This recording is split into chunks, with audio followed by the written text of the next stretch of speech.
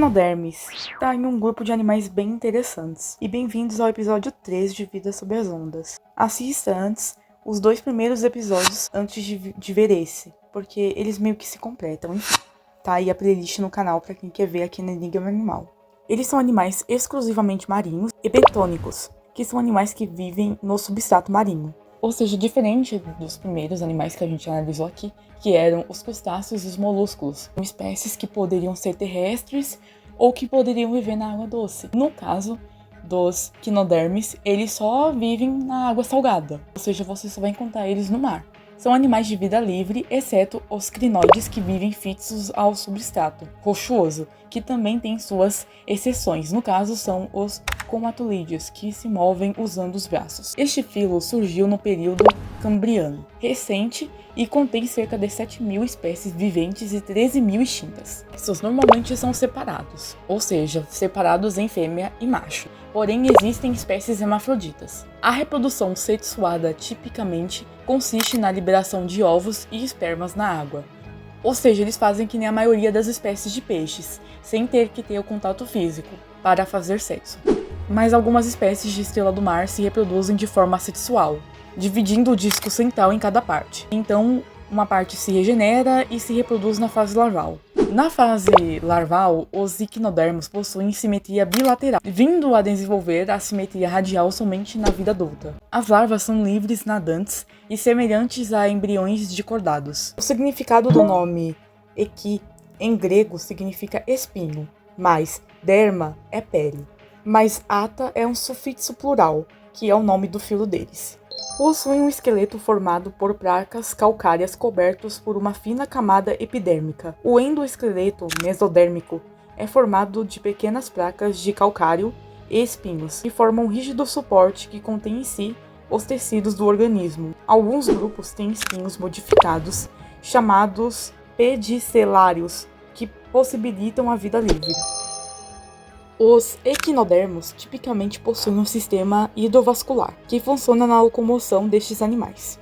O sistema hidrovascular funciona através de um sistema de canais hidráulicos, nos quais a diferença de pressão produz movimentos físicos. Também existem ventosas nas extremidades dos canais, que permitem ao animal se fixar ao substrato, exceto os representantes da classe Ophiuroidea.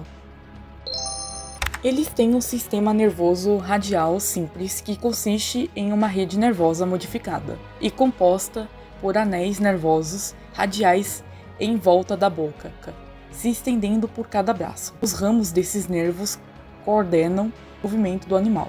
Os equinodermos não têm cérebro, embora alguns possam ter gânglios. Os espinhos estão presentes em diversos formatos nos grupos dos equinodermos e atuam na função de proteger o animal e para a locomoção. Eles podem ser recobertos por substâncias de caráter tóxico, ou seja, veneno. Muitos equinodermos têm um notável poder de regeneração. Uma estrela do mar, cortada em várias partes, vai depois de alguns meses se regenerar em tantas estrelas viáveis, quantas foram as partes separadas. Os equinodermos são animais invertebrados. Quem acompanhou desde o episódio 1 sabe exatamente o que é um animal invertebrado. Bom, eu vou tentar fazer um resumo dessa parte do sistema digestório deles, que é extremamente complexo. É uma parte realmente que vocês podem não entender muita coisa, porque é bem complexa mesmo. O ânus é ausente nos ofiroides, ou seja, eles não têm um cu. Nos asteroides é pentâmero, ocupa a maior parte do espaço interno do disco e dos braços. A boca está localizada no centro de uma membrana ocular e resistente.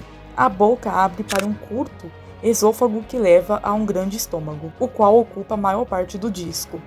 O estômago está dividido por uma constrição horizontal, em uma grande câmara oral, o estômago cardíaco e o estômago pilórico, aboral menor e achatado. Os nutrientes podem ser armazenados nas células dos secos pilóricos ou liberados para o celoma ou para o sistema emal, para distribuição. Os resíduos não são digeríveis de dentro do estômago e dos secos pilóricos passam para o reto, onde formam as fezes e são eliminadas. A maioria dos equinodermos se alimentam de animais vivos ou mortos, especialmente molúsculos, crustáceos, outros equinodermos e até mesmo peixes. Alguns deles têm dietas restritas, enquanto outros capturam uma grande variedade de presas, mas podem mostrar preferências. Quase todos os asteroides detectam e localizam a presa percebendo substâncias por ela liberadas na água. Algumas estrelas do mar, que vivem em sedimento mole, podem localizar a presa enterrada e então cavam o substrato para alcançá-la. Muitas estrelas do mar, onívoras e não predadoras, estômago invertido, um órgão eficiente para sua alimentação. Agora vamos para a minha parte favorita, que é falar sobre algumas espécies desses animais. Eu separei aqui algumas e vou falar aqui. A classe asteroida inclui as estrelas do mar. Estes animais apresentam uma forma estelar de vida livre, ou rastejadores com 5 ou mais braços, ou raios partindo de um disco central, boca voltada para o substrato e anos na superfície aboral. Foram descritas aproximadamente 1.500 espécies que ocupam oceanos por todo o planeta. Existem cerca de 1.900 espécies de estrela do mar no fundo do mar, em todos os oceanos do mundo. Dos trópicos até gélidas águas polares, elas são encontradas desde a zona intermareal, descendo para as profundezas abissais, a 6.000 metros abaixo da superfície. Classe Echinodae inclui os ouriços do mar, corações do mar e bolachas do mar. Eles apresentam um corpo de forma circular ou oval, coberto por espinhos articulados. Eles podem ser esféricos ou achatados. Apesar de apresentarem simetria radial, apresentam uma simetria bilateral secundária na fase larval. Foram descritas aproximadamente 950 espécies. Falando aqui agora sobre os ouriços do mar. A coloração mais comum dos ouriços do mar é o negro, mas são frequentes tons relativamente discretos de verde, castanho, púrpura, azul e vermelho. São animais que se movem lentamente,